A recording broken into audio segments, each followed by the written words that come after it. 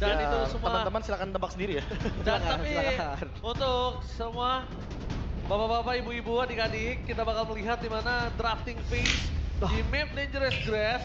Apakah ada sesuatu yang berbeda dari Navi atau RRQ yang kali ini benar-benar memberikan sesuatu yang menarik di match kedua hari pertama pembuka. Ya, harusnya seru match up jungle-nya sih.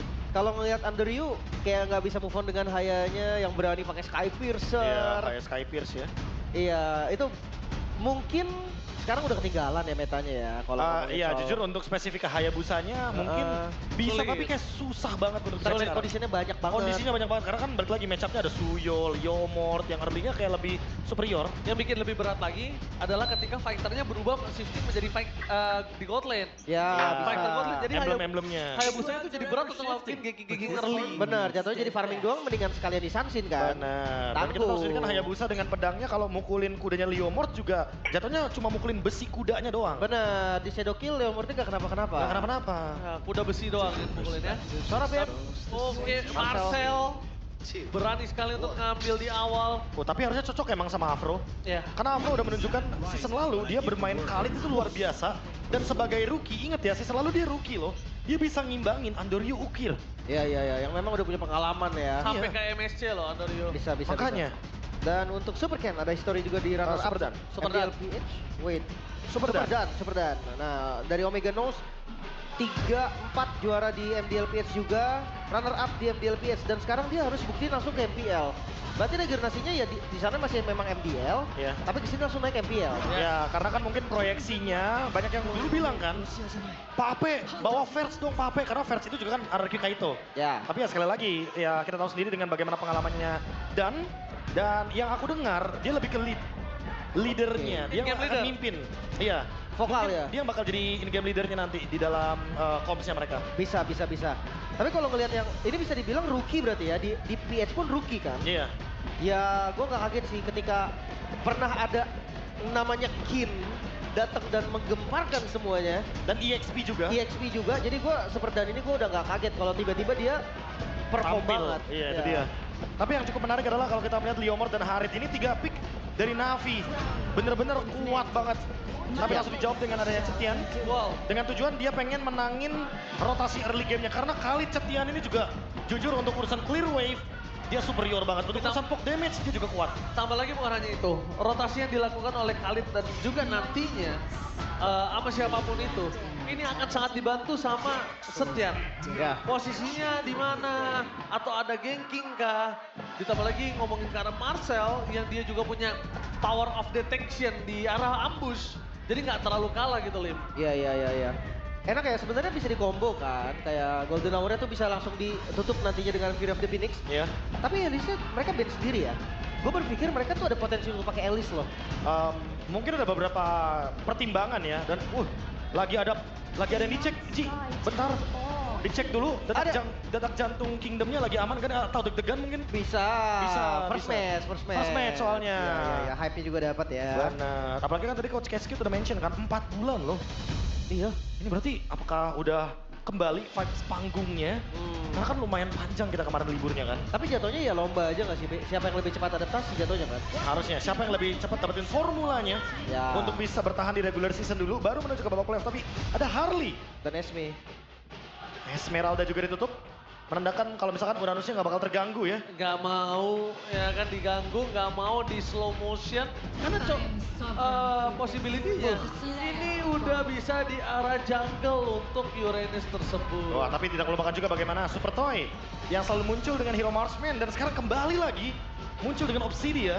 Pas banget lagi. Pas banget lagi emang momentumnya karena kita tahu sendiri Marksman sekarang lagi jadi pilihan banget. Tapi ingat, lawannya juga CV. CV, baru main lawan. Ketika di Bigetron, season 12 dia gendong banget dengan Bruno-nya. Loh, dari Dinavi juga udah gendong banget ya. Signature kan soalnya. Iya, dia pegangan juga memang. Dan gua sukanya sama CV ya, bisa dibilang dia pure marksman juga Pure loh. player marksman, Dia betul pure banget. player marksman juga. Gue suka dia ego play sih. Gue suka ego playnya. Karena kadang memang perlu kan, emang harus tega dikit lah. Tega dikit. Walaupun ya di sini dia dikasihnya Harit ya, tapi Faramis ternyata menjadi jawabannya. Untuk melakukan big fight play. Dan sekarang ada lapu-lapu juga Big untuk fight. bisa menahan depan. Big fight sustain. dia lawan opsi dia pakai Faramis berarti. Iya, tapi jangan lupa ya, karena emang Faramis kita tahu sendiri kemarin itu ada sedikit adjustment, di mana ultimate-nya nanti di level 12 akan sangat-sangat luar biasa, membantu sekali kalau misalkan punya 40% cooldown reduction juga semakin lebih sering, itu Benar. sekitaran 34 detikan. Jadi bagus banget untuk penggunaan dari Faramis sekarang. Dan semenjak yang udah nggak pakai cast time lagi itu enak banget, Iya, cepat banget. jadi dia nggak perlu combo pakai ini kan, pakai skill shot kayak harus 1-3, enggak. Nggak usah. Nether langsung Realm-nya aja. udah bisa langsung di cast juga. Iya, itu lebih enak, lebih instan juga kan. Jadi nggak ada animasi kayak tongkatnya diangkat dulu. Ah, Nah, itu nggak ada. Langsung nyala dia kan. Nether Realm langsung nyala dan Fredrin. Wow, dua banget. Wow, lagi-lagi ke single carry menuju ke arah Super Toy kali ini. Oh, oh itu suntikan, pantesan temanya itu be. Dokter. Temanya. Tapi ini dia, match kedua. Tapi bukan masalah tentang match kedua, tapi tentang adu strategi. Di match kedua kali ini benar-benar mengerikan. Dan ingat, mereka harus mengambil poin dari awal agar mereka tidak terpuruk ketika di akhir dari regular season. Mampukah Navi dengan mastermind baru mereka berhasil mendapatkan poin atau RRQ yang akan kembali ke masa kejayaan mereka? Soebial Arena, mana tepuk tangannya? Let's go to the late after. Oke. Mungkin gua bisa langsung definisikan di sini kaliannya akan damage, Be. Kemungkinan besar ya. Seperti yang tadi udah ada kan? Seperti yang tadi udah kita lihat juga. Ketika ada dua badan sangat-sangat oke untuk kalinya build ke arah damage. Hybrid gak sih? Ya hybrid ya. Jadi Fury Hammer-nya benar-benar dijadiin ke arah Heptasis. Habis itu nanti mungkin dia bakal build ke arah dari si Halberd. Tapi ya seperti biasa early game yang agresif karena Khalid Chettian ini dua hero yang dari awal poke damage-nya, clear wave-nya. Ini benar-benar superior banget dan lagi Vimral-Vimralnya. Oke, tapi jangan pernah lupakan Lim telah berstatement ya. Coach itu nggak bisa bikin menang Lim. Bisa membantu untuk Bantu menang bisa. Bikin menang dia yang main emang. Iya, itu dia. Kan? Jadi itu agak cukup berat dan emblemnya silakan Profesor Bye Bayu. Kalau dari emblem kita bisa melihat ya, tetap dari idoknya, emblem tank dulu untuk status yang lebih stabil.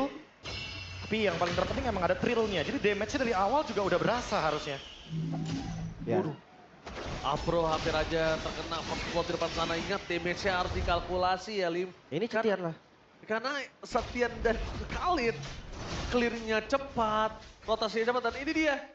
Lagi-lagi hanya Navi untuk seorang Kevin yang benar-benar penasaran dengan racikan formula dari sosok Why Not. Ya, karena memang belum kelihatan ya formula yang akan mereka jadiin kan di game kali ini. Tapi so far gue ngeliat metanya nggak jauh ya. Dari match pertama, match kedua.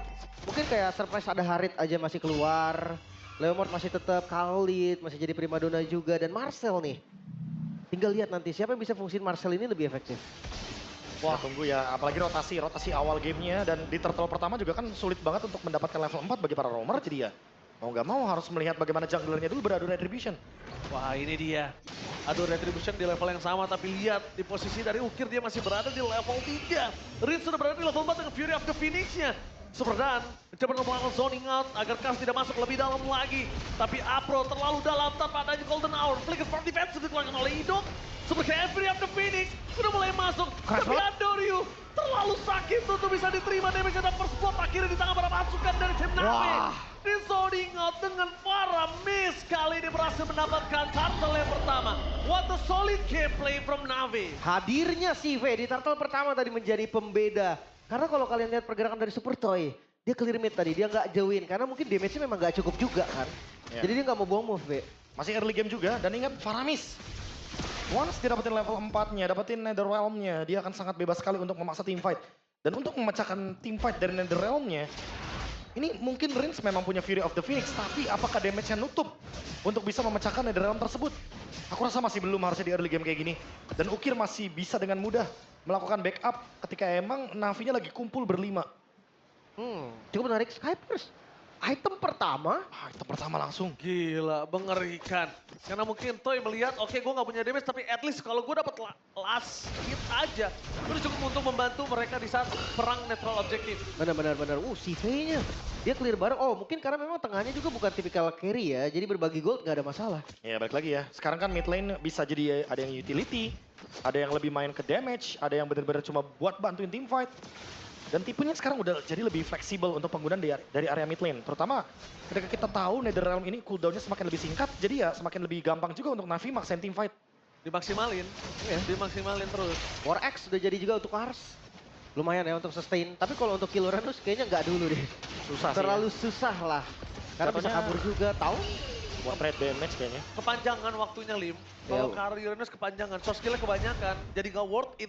Nah, untuk menuju ke bottom lane kita lihat, Hidok memaksa menuju ke arah CV, tapi CV mengeluarkan zaman force. Super Toy nggak mau terlalu terburu-buru karena dia sadar, sekalipun di Hana Bone, masih ada purify dari seorang CV. Dia tetap akan bisa loncat kiri, ke kanan, ke depan, ke belakang. Jadi langsung beli Book of Sage ya. Demi bisa berdansa dengan Chrono Dash. Karena cooldownnya kalau nggak pakai Book of Sage masih ada sekitar 0,1 detik. Jadi nggak bisa di spam terus-terusan. Ya. Dan emang harus cari 35% dulu sih untuk di early game seperti ini, agar Chrono Dash-nya bisa dimaksimalkan. Tapi untuk tim fight turtle selanjutnya nih, 4 lawan 4 kah? Atau 5 lawan 4 kah? Karena Toy udah jalan duluan kayaknya. Jadi ya, setup nggak mungkin dilepas karena anarki mereka mau jungle tank juga. Harusnya dapat. Ya. Kalau mereka nggak mau rugi. Kalau mereka kehilangan lagi, mereka rugi bandar. Langsung. Dan bisa dibalikin kembali ke ada di depan sana Kars. Ini ada Fadis menuju ke arah seorang Red. Tapi lihat di depan sana para bisa gagal dan Golden Hour. Mencoba untuk menyelamatkan para pasukan dari tim RRQ bahkan. Dan di sana para pasukan dari tim Na'Vi mereka ada tim fight yang lagi-lagi diunggulkan tanpa adanya Super Toy. Benar-benar dikasih farming terlebih dahulu. CV selalu join Super Toy. 2 kali team fight mereka gagal untuk mendapatkan turtle. Jadi para pasukan dari tim RRQ dengan tank junglernya, jujur early game sorry to say mereka tidak terlalu maksimal. Ya cukup terbilang gagal bahkan. Dan Sky Pierce di item pertamanya ini loh. Jadi tanda tanya lagi. Karena dia nggak bisa dapetin point kill juga. Mungkin untuk damage-nya sangat-sangat kurang kan. Ya. Jadi sayang. Berbeda sama Granger ya, conditionalnya. Karena kalau Granger kan dari awal emang udah spike duluan, mid game adalah tempat bermainnya, tapi untuk Obsidia dia sangat butuh waktu. Dan untuk kedua romer kita, Afro atau bahkan Idok, sama-sama bikin Thunderbelt. Ini mencoba untuk scaling. Tapi mungkin sekali lagi ya, kalau kita ngomongin Afro dengan adanya Marcel, jadi tinggal maksimalin klemernya aja. Dia tinggal maksimalin kameranya untuk bisa mengaktifkan Thunderbelt tersebut. Tinggal jalan, ditabung Thunderbeltnya. Late game, dia bakal punya tabungan yang sangat banyak dari Thunderbelt. Tapi ini bakal jadi battle scaling juga, Be. Kali itu juga sama kan? Sama. Dia bakal sama-sama keras banget nanti di akhir. Apalagi kalau build dari Idoknya kita belum tahu juga bisa jadi ke damage nantinya. Windtalker ternyata bukan Trinity. Oke. Dia pakai critical dari Toy. Wah, kita Kebuang si lihat. kudanya. Yes, tapi posisi saat ini satu purple buff dari Andoryu yang tercolong itu lumayan berimpact loh. Lihat di Castle Idok, masih ada satu buah Regis Storm tapi sahabatnya. Para pasukan dari tim RRQ, mereka nggak siap untuk melakukan cover terhadap sosok seorang Idok. Dan itu dia Golden Hour dibuka untuk mendapatkan satu batu red. Profesor KB telah berbicara di streamingnya. Golden Hour bukan hanya tentang untuk objek agresif, defensif, tapi juga bisa buat objektif. Iya, bukan semata-mata untuk combo juga kan, Be. Kayak Iya. gak ada projectile gak masalah. Benar banget. Bukan cuma sekedar kayak combo dengan hero-hero seperti Granger, bukan seperti itu. Tapi bisa nutup hero belakangnya juga. Yang mau backup, contohnya tadi. Kalaupun tadi Na'Vi ternyata targetnya ke Toy, itu juga bisa sebenarnya. Yes, tapi yang berat adalah posisi dari RRQ yang mereka cukup mengandalkan damage yang diberikan oleh Toy. Kita ngomongin Rins. Rins emang punya damage, tapi dia bukan tipikal burst seperti Parsha. Iya, dia nggak sebesar itu lah damage-nya, sebesar tidak itu. nggak sebulat itu. Dan Turtle yang terakhir, Bro, cooldown terhadap Golden Hour harusnya masih panjang. Apakah Perfect Turtle di tangan para pasukan dari tim Na'Vi? Standby di depan sana, Kars telah membuka dengan Brave Fighter, Regis setelah menutup dan Super K. Berhasil men-steal Perfect Turtle dari tim Na'Vi. Pressure pun tidak peduli. Team fight kembali terjadi di depan sana, langsung ada satu Kars. Menjaga jarak yang diberikan dan pagar Golden Hour. Menutup jalan dari sosok suara Super K damage yang cukup. Tapi di balik itu semua, Super Toy belum memecahkan Sky Piercer-nya. wow cukup disayangkan tadi Andoryu. Dia flicker dan ditarik langsung ke belakang, Hero Phoenix. Oke, Super Ken masih mau lebih dengan Dares sekarang mau dapatkan CV. Terlalu memaksakan. Dia melupakan dan Super Toy. Flicker yang berhasil membuat dirinya mendapatkan satu poin kill walaupun harus tercek, tapi dengan adanya Kars membalikan kembali. Looking for super kill dengan damage yang diberikan oleh Kars.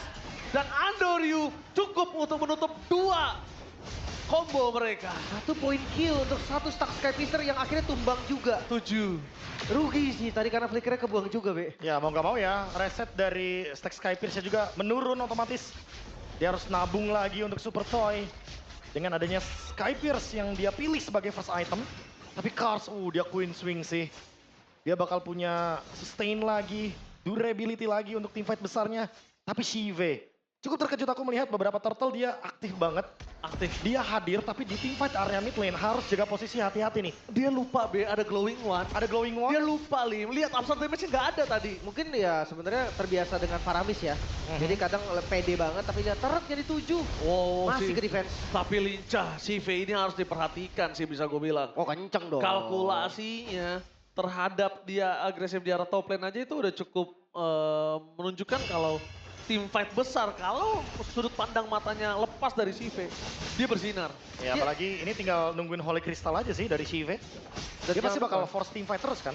Jangan lupa kalau pakai Kosis Poldron juga bisa loh. Kurangin attack speed dari Haritnya. Mereka attack speed dan jangan lupa juga ya untuk anti burst-nya ketika darahnya di bawah 30% itu ada tambahan lagi regen 20%. Walaupun mungkin bisa kedina ya dengan ada glowing one tapi at least bisa bertahan hidup. Cetas. Itu yang penting ya. Nah kan ada cetasnya bisa Gak usah pakai cetas kan ini kamera nih lagi mau moto juga kan. Ini cekrek kalau ini. Cekrek, cekrek. Pakai klemer. Pakai kelemar-kelemar cekrek. gitu berseker. loh. Oke. Kalau ngomongin cara berseker, kita tahu dia tidak pakai Trinity, dia pakai damage burst. Dan di depan sana, para pasukan dari tim RRQ, mereka yang di setup. Karena Kars sudah standby position, Super Toy tidak memiliki flicker. Kali ini udah available, menuju ke arah belakang. Targetnya Super Dan, dan power of retribution Shive! 7 Day untuk Navi. Lihat Kars di sana, mencoba untuk mempertahankan diri, tapi nampaknya damage-nya terlalu besar dan dibalikan. Dan Pressword nothing. Super King dengan damage yang besar dari Pressword-nya juga nggak berhasil menimbulkan impact apapun. Yap, dengan adanya Ukir juga tadi. NetherRealm yang bisa langsung cover semuanya. Untuk area RRQ, ini sangat-sangat kekurangan. Wah ini no wonder ya untuk teamfight besar semenjak ada Faramis. Apalagi semenjak Cetiannya udah muncul. Otomatis semua alur teamfight berlima pasti Navi pegang kendalinya 5.000 gold plus Lord. Keuntungan yang begitu melimpah 9 banding 2 kill. Ini Oke. ada gap 7 kill yang benar-benar jauh sekali sehingga membuat Super Toy pun nggak bisa untuk memanfaatkan Skypierce-nya. 5.000 gold difference, jangan lupakan hal tersebut. Untuk menuju ke arah Skypiercer yang dimiliki dari Toy ini masih cukup berat. Karena depannya, para pasukan dari tim Navi sadar. Oh. Damage kita cukup, kenapa nggak kita makan aja front to back-nya? Ya ditambah lagi Andoryu-nya udah punya Rose Gold ya. Queen Swings Rose Gold, wah dia ini bakal sulit banget untuk di take down. Even mungkin terkena efek CC, terkena apapun serangannya dari RRQ, dia bakal survive seharusnya. Wow, Andoryu. wow di arah bottom lane. Pasif. Pasifnya sudah pecah, tapi lihat si V memaksa memberikan Super King. Speed of the finish mencoba untuk menyelamatkan Super King, tapi lihat di belakang sana, Apres Kompon nanti kembali makan turret. Golden Hour. Ditutup dengan aja Golden Hour. Hampir memecahkan Super King dan Kars. Kembali XP Laner yang bersinar membuat tim Navi kali ini tidak kehilangan satu member pun. Ukir, save the day for Navi. Gak boleh ada korban. Bahkan Afro pun, roamernya sekalipun gak boleh jadi korban. Sedikit unik memang gak ada cooldown reduction, Be. Dari itemnya Ukir. Itu dia. Baru mau menuju yang ketiga nih. Cooldown Jadi, reduction. jatuhnya lagi-lagi ya dengan adanya adjustment untuk para mid laner, terutama untuk Faramis. Yang dimana nanti dia akan lebih memaksimalkan Another Realm. Ternyata dia tetap mau damage. Burst. Jatuhnya berarti Navi tahu nih kapan call untuk team fight, kapan call untuk kiting, Yes. kapan call untuk objektif. Karena mereka nggak mau team fight selagi Ukirnya nggak ready untuk Nether Realm. Dan bukan hanya Ukirnya, lihat Afronya itu pasti mastiin dulu poking-pokingnya, lokasinya, skill apa aja yang udah keluar. Supaya Ukir gak sia-sia NetherRealm cepet selesainya, Be. Dan jujur aku suka banget Afro dengan cara dia Golden Hour. Sekali Ya. lagi dia bener-bener lebih ke mengancam dibandingkan lebih ke combo ya. Iya, dia Sekali lagi. gak peduli dia untuk combo. Minimal kalau lu ada yang nyangkut di depan, Golden Hour di belakang, lu gak bisa defense, lu gak bisa following up, Gak bisa backup. gak bisa backup. Ini contohnya kan? Nih, Iya ini contohnya. das ayo.